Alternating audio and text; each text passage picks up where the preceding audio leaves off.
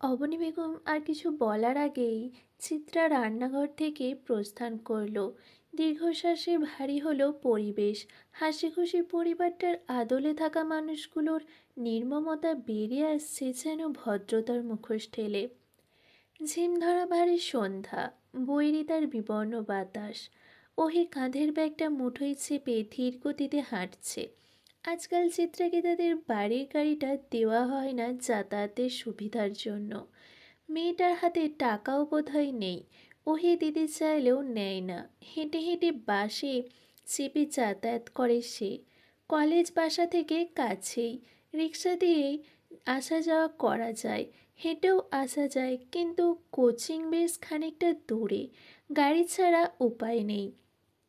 চিত্রার আবার বাস ট্রাভেলিং সহ্য হতো না, বমি করে ভাসিয়ে দিত। অথচ আজ এই মেয়েটা নির্দ্বিধায় আসা যাওয়া করছে সে বাসেই। চিত্রার প্রতি এমন অন্যায়ের নীরব প্রতিবাদে ওহিও বাড়ির গাড়ি ব্যবহার ছেড়ে দিয়েছে।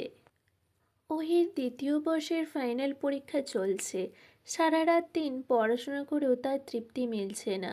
পরীক্ষার হলে গেলে সে যেন সব ভুলে যায়। কি একটা অবস্থা! এই যে মিস, শুনেন প্লিজ।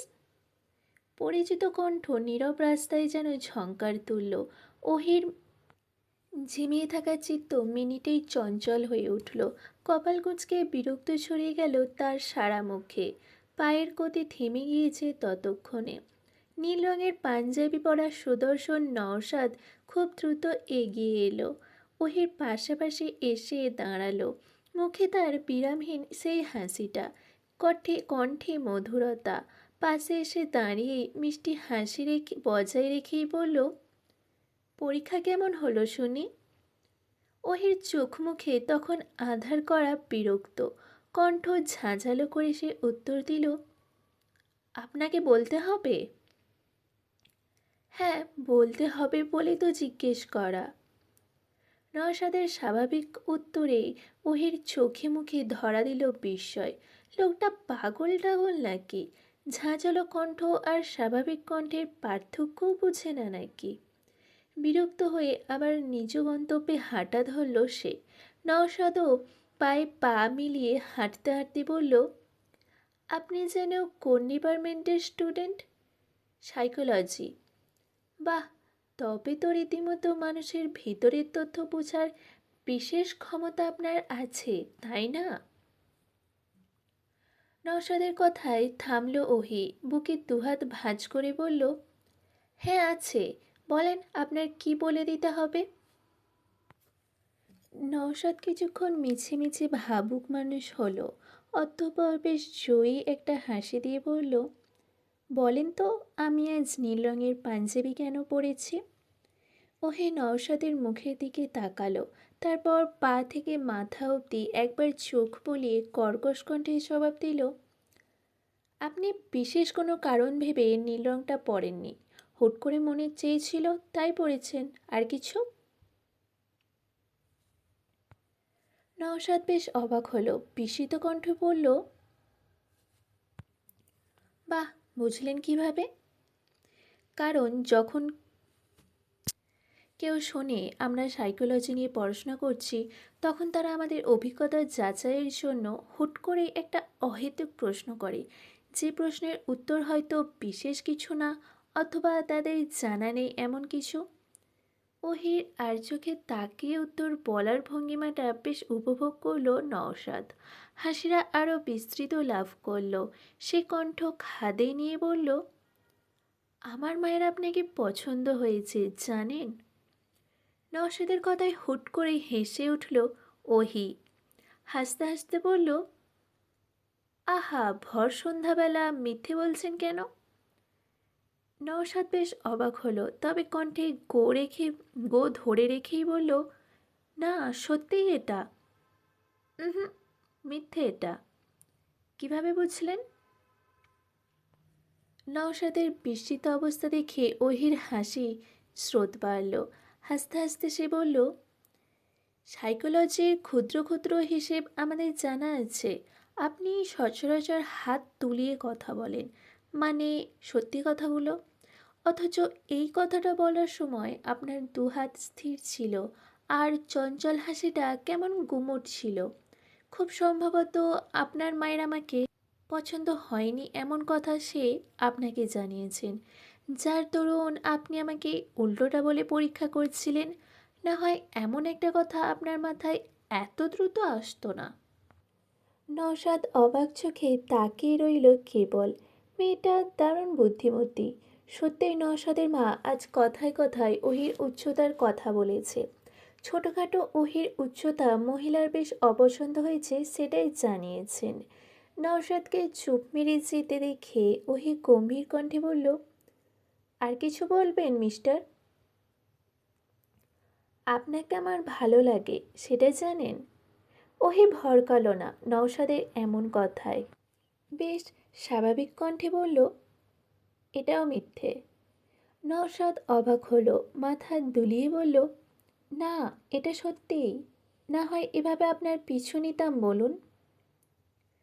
সে তো আপনি আমাকে জানার আকাঙ্ক্ষা থেকে পিছু নিয়েছেন, ভালো লাগা থেকে না। নওশাদের চলন্ত পা আবার থেমে গেল। হ্যাঁ, এটা ঠিক যে ওহিকে জানার ইচ্ছেটা তার ভেতর আছে, কিন্তু পরেরটাও তো সত্যি। কিন্তু ওহি তা মানতে নারাজ। কয়েক প্রকার বাকবিতণ্ডতার পর নওশাদ মুখ ছোট করে বলল, আপনার সাইকোলজি সব দিয়েছে, অনুভূতি বোঝার ক্ষমতা দেয়নি। চিত্রা হাসতে হাসতে বলল, আমার সাইকোলজির মতে নওশাদ সাহেবের অনুভূতি বেশ স্বল্প, আর এত স্বল্প অনুভূতি জাহির করা বোকামি। আপনি পাষণ্ড। কথাখানা বলেই উল্টো দিকে হাঁটা ধরল নওশাদ।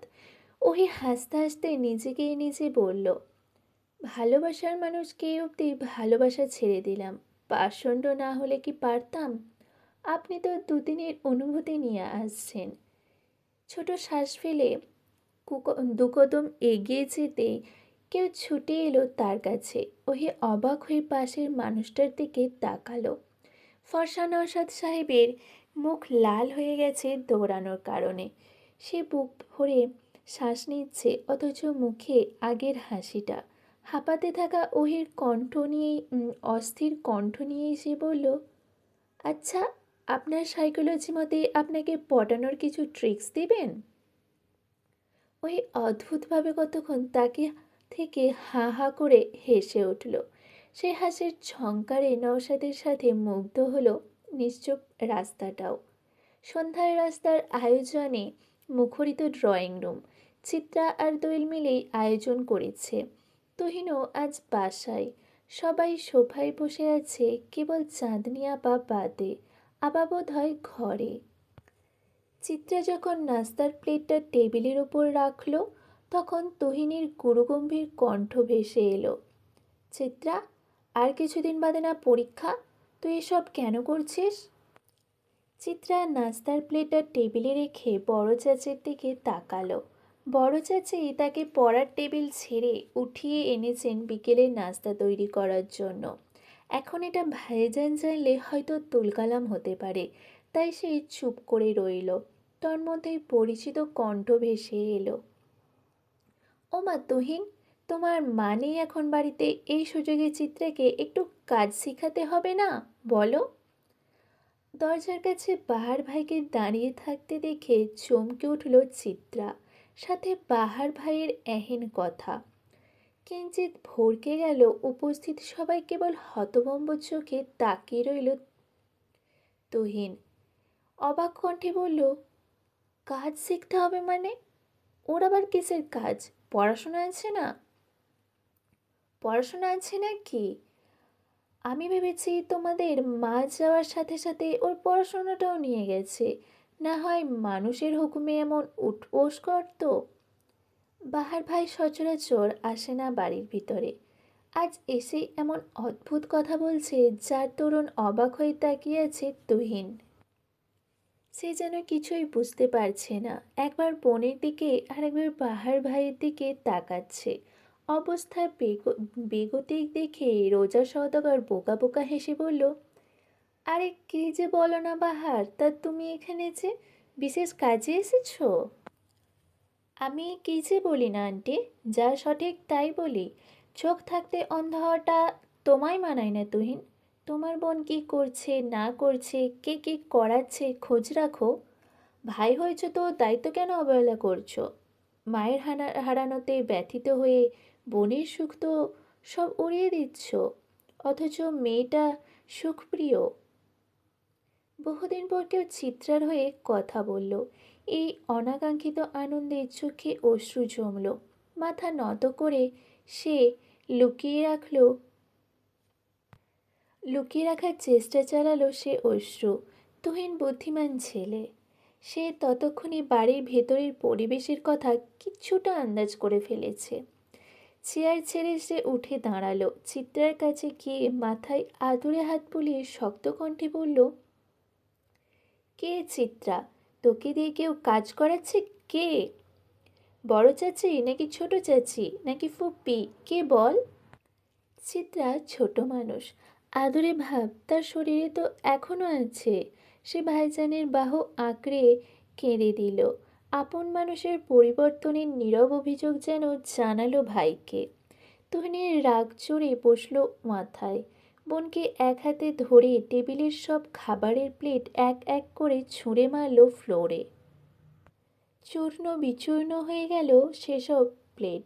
কাঁচের গ্লাসটা বড় চাচির পায়ের সামনে আছাড় মেরে আঙুল উঁচিয়ে চিৎকার করে বলল, আপনাদের যদি কাজ করতে মন না চায় তবে নতুন কাজের লোক নিন, একজনের জায়গায় দুজন নিন। আপনাদের সাহস কীভাবে হয় আমার মনের উপর এসব হুকুম তামিল করার? কে আপনি? সাহস কী করে হলো আপনার চাচি? তুহিনের এমন রাগে উপস্থিত সবাই ভীত। কেবল স্থির রইল বাহার। মাঝে মাঝে কিছু কথা সঠিক মানুষের কানে দিতে হয়। বড় চাচিরও ততক্ষণে অপমানে আকাশ ছুঁয়েছে। সে দাঁত কিরমির করে বলল, তুহিন, ভদ্রতা ভুলেছ? কাকে কি বলছো তুমি? আর তোমার বোনকে কাজ করাবো না কেন? সে কোনো রাজপ্রাসাদ থেকে আসেনি। রাজপ্রাসাদের মেয়েরা তো অন্যদের বাড়িতে মানুষ হয় না, তাই না? সামান্য একটা ব্যাপারকে এই মেয়েকে বেশি করে তুললো। স্বার্থপর মেয়ে। টেবিলের কাঁচের উপর গ্লাসগুলো ফেলে ভেঙে চুরমার করে ফেলল সব এক নিমেষেই তুহিন। বড় চাচিকে আঙুল উঁচিয়ে বলল, আপনি তো কোনো রাজপ্রাসাদ থেকে আসেননি। আপনার বাপেরও কোনো জমিদারি ছিল না। কন্যার ভার সামলানোর ক্ষমতাও তার ছিল না। বস্তিতে থাকতেন এক রুমের খুপড়িতে। ভুলে গেছেন অতীত? আবার আমার বোনকে নিয়ে আপনি বাজে কথা বলছেন। পেটে ঘি পড়তেই পান্তা ভাতের কথা ভুলে ক্ষমতা দেখাচ্ছেন। অপমানে গায়ে ঘিনঘিন করে উঠল রোজা সওদাগরের। ছেলে মেয়ে দুটোকে কি সে কম ভালোবাসা দিয়েছিল? অথচ আজ কী কথা বলছে তারা? তন্মধ্যেই নুরুল সওদাগর সশব্দে চর বসালেন ছেলের গায়ে। এই প্রথম সে তার ছেলের গায়ে হাত তুলল। অফিস থেকে এসে ছেলের এমন রূপ দেখেই মূলত সে হতভম্ব। তুহিনের চোখ তখন ভয়ঙ্কর রকমের লাল, ফর্সা মুখে তখন তুমুল আক্রোশ। চিত্রা ছুটে সিঁড়ি বেয়ে নিজের রুমের দিকে চলে যেতে নিলেই সিঁড়ির সামনে দাঁড়িয়ে থাকা টলমলে চোখের চাঁদনি আপা তার হাত ধরে আটকে দিল। চিত্রা হাতছাড়া দিয়ে রুমের ভেতর প্রবেশ করার সময়ই ভারী কিছু পড়ে যাওয়ার শব্দ হলো। পিছু ফিরে তাকাতেই চিত্রার চক্ষু চড়ক গাছ। বড় আপার শরীরটা নিচের সিঁড়িতে পড়ে আছে। ভারী পেটটা ধরে তার হৃদয় বিদারক চিৎকার। রক্তে রঞ্জিত হলো সাদা ফ্লোরটা। হুড়মুড় করে কেমন অবসাদের বাতাস বয়ে গেল প্রকৃতির নিবিড় হয়ে। হা হুতাশ মাখানো অসুস্থ বাতাস, হাহাকার করা নিস্তব্ধ বাতাস। চিত্রা লোহার গেটটার হাতল ধরে ভেজা চোখে যেন কার পথ চেয়ে রইল। কার ফেরার আশায় যেন উতলা হলো তার দেহের ছোট্ট হৃৎপিণ্ডখানি। চিত্রা কেবল ঝাপসা চোখে অপেক্ষা করল কিছু সুখবরের। শরীরে জড়ানো সুতির আকাশি রঙের জামাটায় তখনও রক্তের দাগ। হাতে লেগে আছে শুকনো রক্ত। আম্মা, আপনি ঘরে গিয়া বহেন, রাত ৩টা বাজে। এখানে বইনা আছেন? এখানে বইয়া আছেন? ঠান্ডা লাগবো তো। যান আম্মা, ঘরে যান। বাড়ির সবচেয়ে কম দামি মানুষ বৃদ্ধ দারোয়ান চাচার আদর মাখানো দুশ্চিন্তা চিত্রার কানে কয়েকবার প্রতিধ্বনি হয়ে ফিরে ফিরে গেল তার নীড়ে। চিত্রা অটল স্থির হয়ে বসেই রইল। বিশেষ হেলদোল দেখালো না সে। যেন তার অবহেলিত অবহেলাটাই প্রাপ্য। তুখোর অবহেলায় অবহেলায় ঝলসে যাওয়াটাই তার প্রাপ্য। দারোয়ান চাচা হতাশার শ্বাস ফেলল, নিবিড় কণ্ঠে বলল, অন্তত আমার টুলটার উপরে উঠে বসেন আম্মা। চিত্রা এবারও চুপ। প্রাণহীন দৃষ্টিতে একবার তাকালো বৃদ্ধ দারোয়ানের দিকে। চোখে তখন অশ্রুকণারাও বিরতি নিয়েছে, কিন্তু গাল তার তখনও ভেজা। বহু কষ্টে চিত্রা কাঁপা কাঁপা কণ্ঠে অপরাধী সুরে উচ্চারণ করল, আমি ইচ্ছা করিনি করে আমি ইচ্ছে করে চাঁদনি বাবুকে ধাক্কা মারিনি চাচা। তুমি তো আমায় বিশ্বাস করো, তাই না? বৃদ্ধ মতিউর রহমান গোলগাল মেয়েটার দিকে করুণ দৃষ্টিতে তাকালেন। মেয়েটার দুগালে তখনও নির্মম জ্বরের ছাপ স্পষ্ট। চুলগুলো বেজায় টানাটানিতে অগোছালো। বাঁ চোখের কোণাটাও কেমন ফুলে আছে। কি মারটাই না মেরেছে। চিত্রা এবার বাঁধ ভেঙে হাউমাউ করে কেঁদে উঠল। নিজের ধুলোমাখা দুহাতের মাধ্যমে মুখ ঢেকে কাঁদতে কাঁদতে অস্ফুট স্বরে বলল, আমি ইচ্ছা করে করিনি চাচা। আমি এত অমানুষ নই চাচা গো। আবার আর কিছু হলে সে কলঙ্কের কালিতে যে আমি পুড়ে ছাই হয়ে যাব। আমার সে পাপের কি হবে শাস্তি?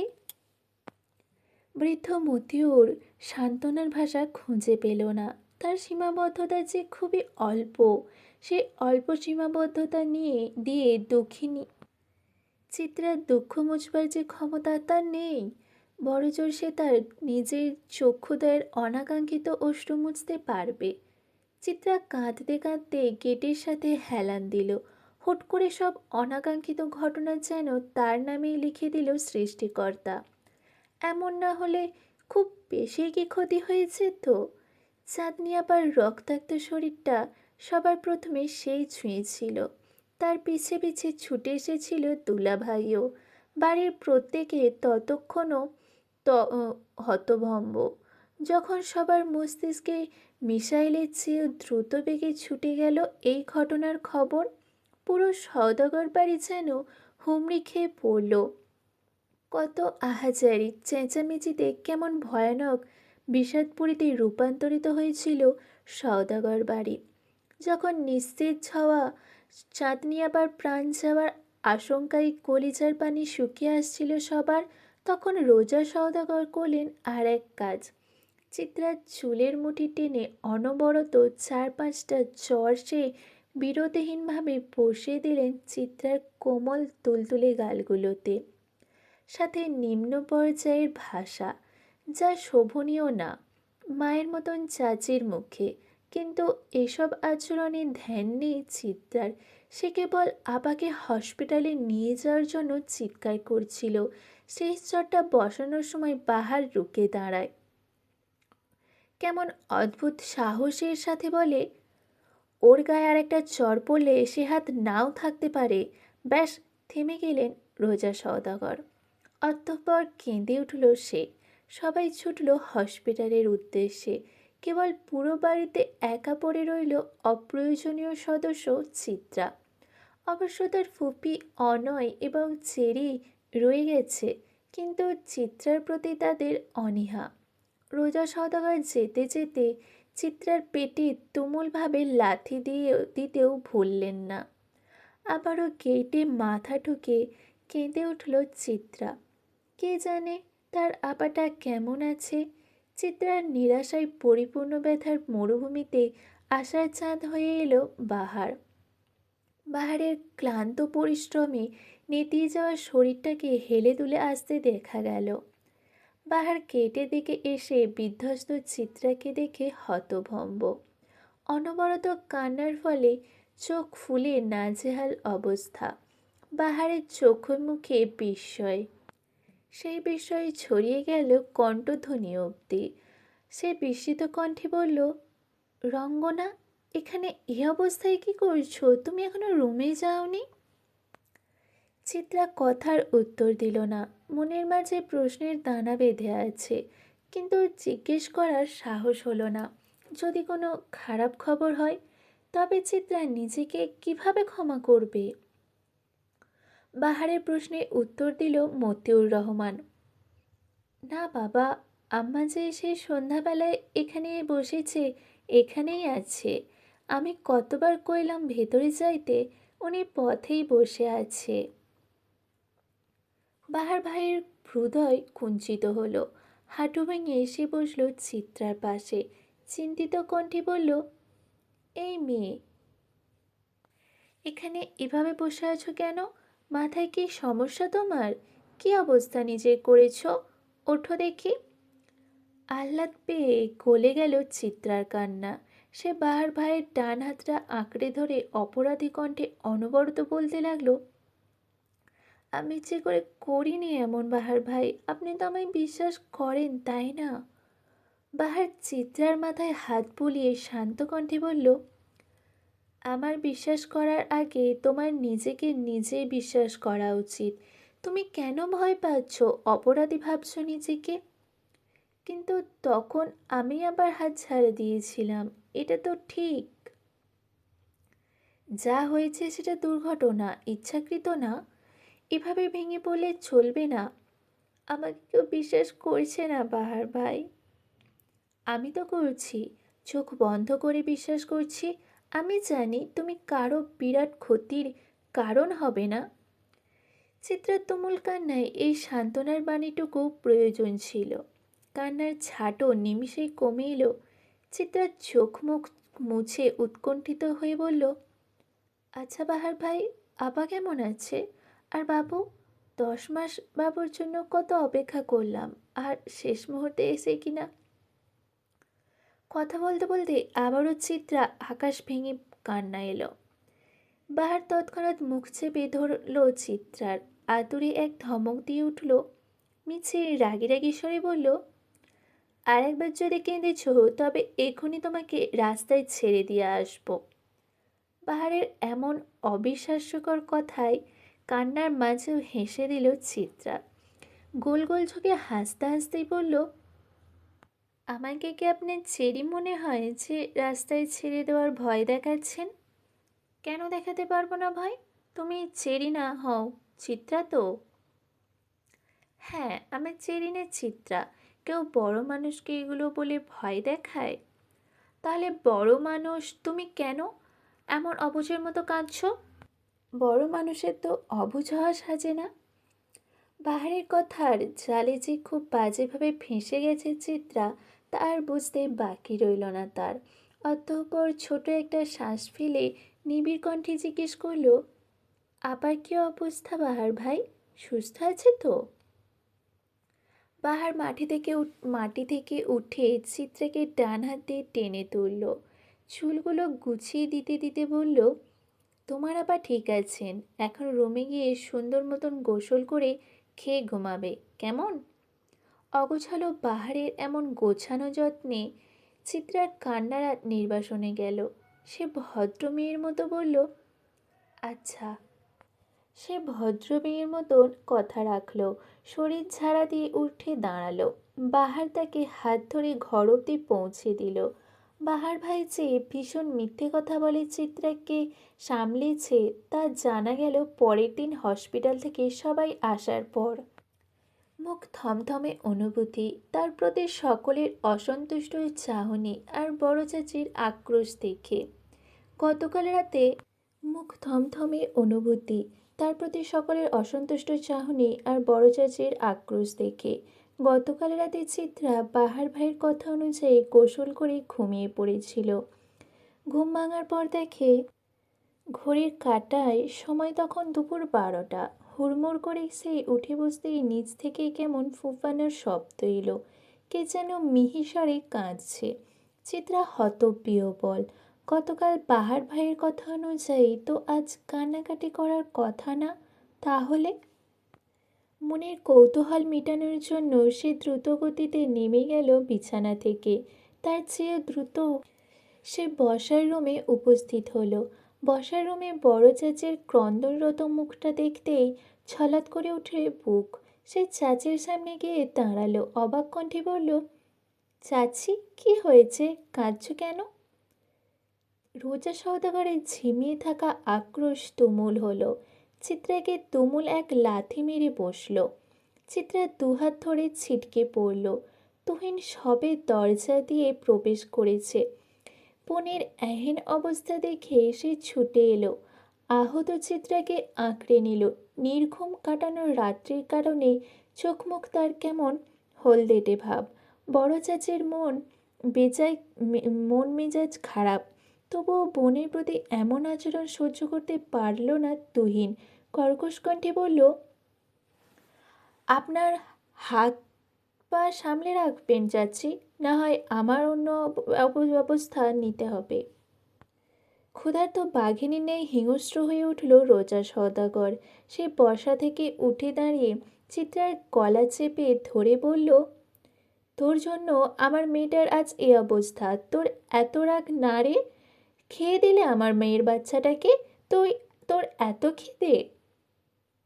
অবনী বেগম ওহি ছুটে এলো রোজা সওদাগরকে ছুটানোর জন্য। কেমন পৈশাচিক শক্তি যেন ধরল তাকে। তুহিন অনেক কষ্টে হাত ছাড়ালো রোজা সওদাগরের। তুমুল পেট ব্যথার সাথে গলা চেপে ধরায় চিত্রার মুখ নাক দিয়ে গলগল করে রক্ত বের হওয়া শুরু করলো। জীবনধারার স্রোত কখন কোথায় গিয়ে বিরতি নেয় তা জানে না কেউ। শৈবালের মতো কেবল ভেসে ভেসে চলতে হয় সেই স্রোতের মতো। দিন যায়, ক্ষণ যায়, কেবল যায় না স্মৃতিরা। কেমন বুক ভার ভার কষ্টের পাহাড় আঁকে রোজ নিয়ম করে মন মন্দিরে। কখনো স্মৃতিরা খিলখিল করে হাসে, কখনো বা তারা করে নীরব আর্তনাদ। আমরা মানুষেরা কেবল চেয়ে চেয়ে দেখি নিজেদের স্মৃতির সেই ভয়ঙ্কর আহাজারি। স্মৃতি বদলানোর সাধ্য থাকলে মানুষ সবার আগে নিজে খারাপ স্মৃতি বদলাতো, কারণ দিন শেষে স্মৃতিরা ভালো থাকতে দেয় না আমাদের। সেপ্টেম্বরের 29 তারিখ, বৃহস্পতিবার। চিত্রা নিজের বাড়ি ছেড়ে বেরিয়ে আসার পর আজ 15 দিন হলো। কই, একটা সময় যে বাড়িটাকে নিজের পায়ের নিচে ভিত্তি, বেঁচে থাকার অবলম্বন মনে হয়েছিল, আজ যে বাড়িবিহীন। তো ভালোই কেটে গেল 15টা দিন। তাহলে আগে কেন মনে হতো সে মানুষগুলো ছাড়া নিজের কোনো অস্তিত্ব নেই? সময় মানুষকে বাঁচতে শেখায়। কখনো অনেক প্রাপ্তির মাঝে বাঁচতে হয়, কখনো বা বাঁচতে হয় তুমুল অপ্রাপ্তিতে। চিত্রারও সেই অপ্রাপ্তির জীবন শুরু হয়তো। অনেক তো হলো প্রাপ্তির ডানা ঝাপটানো। ধানমন্ডি লোকের পাশের বড় রাস্তার কোণ ঘেঁষে যাওয়া গলিটার ভেতরের দিকে রংচটা হলুদ রঙের বাড়িটার দোতলার 2 রুমের নির্জন ফ্ল্যাটটাতে ঠাঁই হয়েছে চিত্রার। নির্বাসন বলা চলে। চাঁদনির অনাকাঙ্ক্ষিত ক্ষতির শাস্তিস্বরূপ চিত্রার দীর্ঘ নির্বাসন ঘোষণা করা হয়েছে। খারাপ কি? নীরব বেঁচে থাকাটা মৃত্যুর জীবন্ত স্বাদ। চঞ্চল চিত্রাকেও সে স্বাদ নিতেই হলো প্রিয় মানুষদের কাঠিন্যতায়। প্রকৃতিতে তুমুল ঝড় উঠল। চিত্রা শুয়েছিল খাটে। বারান্দায় ফুলের টব পড়ে যাওয়ার শব্দে তার গম্ভীর ধ্যান নষ্ট হলো। চোখে মেলে তাকাতেই দেখে দুপুরের ঠাঠা রোদ শূন্যে মিলিয়ে গেছে। মনে হচ্ছে যেন ভর সন্ধেবেলা এটা। হুট করে প্রকৃতির এমন অসন্তুষ্ট অবস্থা দেখে বারান্দায় ছুটে গেল চিত্রা।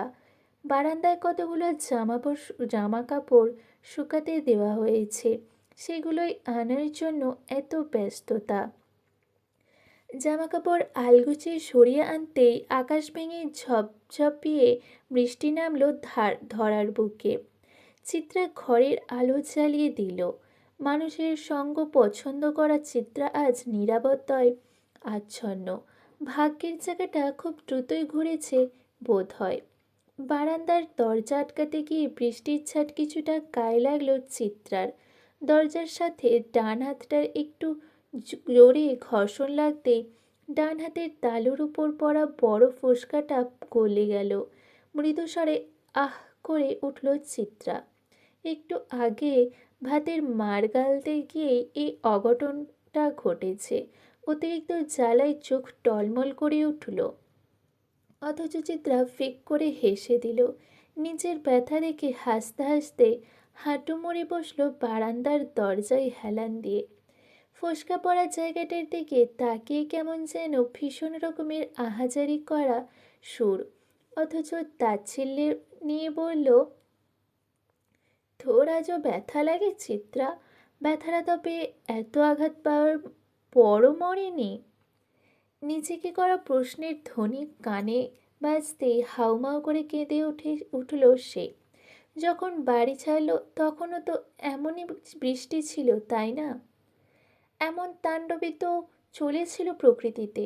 এমন ধ্বংসই তো হয়েছিল চিত্রার নরম কোমল হৃদয়টা, তাই না? চোখ বুজে চিত্রা চোখের পাতায় ভেসে ওঠে সেদিন তার রক্তাক্ত মুখের দৃশ্যটা। চিত্রার নাক মুখ দিয়ে অনবরত রক্তের স্রোত বেরিয়ে আসতে দেখে ভয় পেয়ে যায় তুহিন। তার ভীতকণ্ঠে বাড়ির বাকি সদস্যেরও দৃষ্টি পড়ে চিত্রার ওপর। মেয়েটার শরীর নিস্তেজ প্রায়। অবনীবাবু ছুটে আসে, পাগলের মতন চিত্রার চোখ মুখে পানি ছিটাতে থাকেন। তুহিন হতভম্ব, সাথে হতভম্ব বাড়ির অন্যান্য মানুষেরাও। রোজা সওদাগরও আকস্মিক ঘটনায় তাজ্জব বনে যায়। বোনের এই নাজেহাল অবস্থাতেও বাবাকে অটল দাঁড়িয়ে থাকতে দেখে অবাক হয় তুহিন। বাবার প্রতি ঘৃণায় রিরি করে ওঠে তার শরীর। চিত্রা ততক্ষণে প্রায় বেহুশ অবস্থা। তুহিন বোনের হেলে যাওয়া শরীরটাকে দুহাত আঁকড়ে ধরে বাবার দিকে প্রশ্ন ছুঁড়ে, আপনি সত্যিই মানুষ তো আব্বু? নুরুল সওদাগর তেমন উৎকণ্ঠা দেখালেন না, বরং বেশ ধীরে বললেন, ওকে ঘরে নিয়ে যাও, ডাক্তারকে কল করো। তুহিন তাচ্ছিল্য করে ওঠে। জীবনে প্রথম তার কোনো মানুষকে ঘৃণা হলো। সে মুখ ঝামটি মেরে বাবাকে বলল, আপনার সেটা না ভাবলেও হবে আব্বু। আমার বোন তো সামলে নিব আমি না হয়। আপনি বরং আপনার সংসার সামলান। তুহিনের কথায় এবার একটু নিশ্চিন্তার ভাঁজ পড়ল নুরুল সওদাগরের মুখে। কিঞ্চিত অবাক হয়ে বলল, তুমি ব্যবস্থা করবে মানে? যে মেয়েটা আপনাদের চক্ষুশূল, সে না হয় আর আপনাদের চোখের সামনে না রইল? তুহিনের এমন পরিস্থিতিতে এমন কথা হয়তো আশা করেনি কেউ। তাই তো ফুপি ধমকে উঠে বলল, তুহিন, কি বলছিস বাবু তুই? মেয়েটার এই অবস্থাতেও এসব বলা লাগে? আপাতত কোনো ব্যবস্থা কর ওর, খারাপ কিছু হয়ে গেলে পরে। ভালোই তো হবে ফুপি, আপনাদের ঘরে থাকার চেয়ে আমার মনে হয় ওর মরে যাওয়াটা ওর জন্য সুখের, তাই না চিত্রার বড় চাচি আম্মা? বাহারের হুট করে আগমন এবং এমন অপ্রাসঙ্গিক কথায় সবার মুখটা ছোট হয়ে এলো। নুরুল সওদাগর ধমক দিলেন বাহারকে, আঙুল উঁচিয়ে বললেন, তোমাকে কেউ আমার মেয়ের ব্যাপারে বা আমার সংসারের ব্যাপারে কথা বলতে বলেছে? আপনার মেয়ে? হাসালেন তো, সুন্দর কৌতুক। তা আমি মনে করি এমন বাবার মেয়ের এমন দুর্ভাগ্যই প্রাপ্য। এই যে রক্তাক্ত হয়ে পড়ে থাকাটাই তার প্রাপ্য। শুনেছি বাবারা সন্তানদের বটগাছ হয়। একমাত্র আপনাদের পরিবারেই দেখলাম বাবারা সন্তানের চরম সর্বনাশের কারণ। তোমাকে দুটো চড় বসানো উচিত বেয়াদব ছেলে। আরে স্যার, আগে নিজে তো আদবটা রপ্ত করুন, তারপর না হয় অন্যকে বেয়াদব বলবেন। নুরুল সওদাগরের কথা সেখানেই থেমে গেল। বাহারের সাথে তর্কে জড়ানোটা নেহাতি বোকামি ছাড়া কিছু না। বাহার এগিয়ে আসলো চিত্রার কাছে। ওহির দিকে তাকিয়ে বরফ আনার নির্দেশ দিল। ওহি তৎক্ষণাৎ বরফ নিয়ে চলে এলো। চিত্রার নাকের কাছটাকে কিছুক্ষণ বরফ ধরে রাখতেই বন্ধ হয়ে গেল রক্তের স্রোত। চিত্রার নিভু নিভু চোখে তখনও জল গড়িয়ে পড়ছে। ভেজা ভেজা কণ্ঠে অস্পষ্ট স্বরে সে বলল, আমি সত্যিই চাঁদনি আবার ক্ষতি চাইনি বাহার ভাই। আমি জানি। বাহারের ছোট্ট উত্তরটার পরে জ্ঞান হারালো চিত্রা। মেয়েটার বেহাল অবস্থা দেখে বুক কাঁপল পাহাড়ের। সে তুহিনের দিকে তাকিয়ে গম্ভীর কণ্ঠে বলল, তুহিন, মেয়েটাকে বাঁচাতে চাইলে নিরাপত্তা দিতে হবে, অথচ তোমার পুরো বাড়িটাই বর্তমানে তার জন্য অনিরাপদ জায়গা। যা করবে ভেবে করো। পাহাড়ের ইঙ্গিতের কথাবার্তা হয়তো তুহিন ঠিক বুঝল। বোনের মাথাটা চেপে ধরে বড় চাচির হতভম্ব মুখটার দিকে তাকিয়ে শক্ত কণ্ঠে জিজ্ঞেস করল, আপনি কি চান? আমি তোমাদের ভালোবাসি, তার চেয়ে বেশি ভালোবাসি আমি আমার সন্তানদের। চিত্রাকে সামনে দেখলেই আমার সন্তানের সর্বনাশের কথা মাথায় চলে আসে। বাকিটা তোমরা জানো। চাচির উত্তর শোনার পর তুহিন বাবার মুখের দিকে তাকালো। তার এতটুকু বিশ্বাস ছিল বাবা হয়তো এবার কিছু বলবে, কিন্তু তাকে ভুল প্রমাণ করে দিয়ে বাবা কিছুই বললেন না। আশানুস্বরূপ বরং নিবিড় কণ্ঠে বললেন, ভাবি আমাদের সংসারের কর্ত্রী, তার কথাই শেষ কথা। অতঃপর তুহিন আর কারো পিছু ডাক শুনল না। বোনকে নিয়ে এক কাপড়ে বেরিয়ে গেল। ছোট চাচি, ফুপি, ওহি সবাই পিছু ডাকলো। কেবল যার ডাকার কথা ছিল সেই মানুষটাই নীরব রইল। সওদাগর বাড়ির বহু পুরনো ভিত্তিটা কেঁপে উঠল। ভাঙনের সুরে ইট পাথরগুলো যেন কেঁপে উঠল। এই বাড়িটাকে একসূত্রে বেঁধে রাখার জন্য যেই নারী জীবনের সবচেয়ে বড় ত্যাগ করেছিল, আজ সেই নারীর হাত ধরে ভাঙন শুরু। হঠাৎ বজ্রপাতে কেঁপে উঠল চিত্রা। শরীরও প্রায় কিছুটা ভেজে গিয়েছে। চোখের কোণে সরল ও গতিতে বেড়ে পড়ল অশ্রুকণা। কেমন ছাড়খাড় করা দুপুর এটা, কেমন নিস্তব্ধ করা বেলা। বৃষ্টির শব্দকে ছাপিয়ে চিত্রার ডাক ভেসে এলো যেন ভয়াবহ বাতাস ভেদ করে। চিত্রা মনে মনে ভাবল হয়তো ভুল শুনেছে। পরপর আবারও ডাক ভেসে এলো। বারান্দা দিকে তাকাতেই ভিজা শার্ট লেপ্টে থাকা শরীরে বাহার ভাইকে দাঁড়িয়ে থাকতে দেখল সে। বাহার ভাইয়ের সাথে গত সপ্তাহে দেখা হয়েছিল। তার এরপর আর লোকটার খোঁজ নেই। আজ হুট করে কোথা থেকে উদয় হলো সে? চিত্রাকে ধ্যানে মগ্ন থাকতে দেখে বাহার তৃতীয়বারের মতন নাম ধরে ডাকল এবং নিচে আসার ইঙ্গিত দিল। চিত্রা মাথা দুলালো। প্রশ্নাত্মক দৃষ্টিতে তাকিয়ে বলল, নিচে আসবো কেন? আপনি ওপরে আসুন। বাহার বৃষ্টির জন্য ভালো করে চোখ মেলে তাকাতেও পারছে না। তবু বারান্দার জানালা দিয়ে বেরিয়ে আসা চিত্রার মুখমণ্ডলের দিকে তাকিয়ে বলল, তাড়াতাড়ি আসলে আসো, না হয় বসে থাকো, এত কৈফিয়ত দিতে পারছি না। চিত্রা অধৈর্য হয়ে বলল, দাঁড়ান দাঁড়ান, আসছি। বাহারের মাথায় দুষ্টু বুদ্ধি চাপল। সে মিটমিটিয়ে হেসে বলল, তাড়াতাড়ি আসো মেয়ে, বৃষ্টি যে আমাকে ভিজিয়ে নাজেহাল করে দিচ্ছে, অথচ আমার ভেজার কথা ছিল তোমার প্রেম বৃষ্টিতে। এমন খোলামেলা অস্ফুটে বাহারের লাগামহীন কথাতে তাজ্জব বনে গেল চিত্রা। সে দ্রুত মাথা ভিতরে ঢুকিয়ে ফেলল। লজ্জায় খানিকটা সময় চুপও ছিল। অতঃপর ফ্ল্যাটের দরজা আটকে ছুটে গেল নিচে। তুমুল বৃষ্টিতে ভিজে শীতের চুবুধুবু চিত্রার শরীর। হাঁটতে হাঁটতে চলে এসেছে অনেকটা দূর। বাহার ভাইয়ের নাকি আজ ভেজা শহর দেখার শখ জেগেছে। সেই শখ পূরণ করতেই তার ছুটে আসা। চিত্রাকে শীতে কাঁপতে দেখে আর চোখে তাকালো বাহার। ঠাট্টার স্বরে বলল, অত কাঁপাকাঁপি করে লাভ নেই মেয়ে, টিভির হিরোইনদের মতন গায়ের জামা খুলে দিতে পারবো না। আমারও তো লজ্জা টজ্জা আছে নাকি? বাহারের কথায় গোল গোল চোখ করে তাকিয়ে রইল চিত্রা। ভাষাহারা তার কণ্ঠ। বিস্মিত কণ্ঠে সে বলল, বাহার ভাই, আজ কথার লাগাম ছেড়েছেন নাকি? না না, ছাড়িনি। কেবল বৃষ্টির পানিতে ধুয়ে গেছে বেড়িবাঁধ। ও তুমি চিন্তা করো না, বৃষ্টি চলে গেলে অনুভূতিরাও আবার লুকিয়ে যাবে।